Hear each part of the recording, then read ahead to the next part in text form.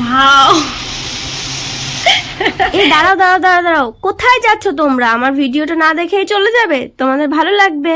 আমি এত কষ্ট করে একটা ভিডিও বানালাম তোমাদেরকে দেখানোর জন্য, তোমরা দেখে যদি একটু খুশি হও আর আমিও যাতে খুশি হই।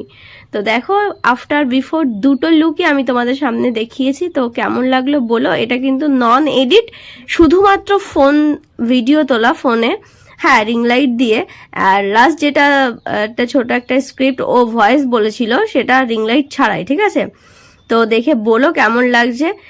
লেহেঙ্গা, জুয়েলারি, ফ্লাওয়ার দিয়ে সবকিছু দিয়ে আমার খুবই ভালো লেগেছে ওকে। আর ও খুব মিষ্টি ছিল, খুব মিষ্টি মানে খুবই মিষ্টি।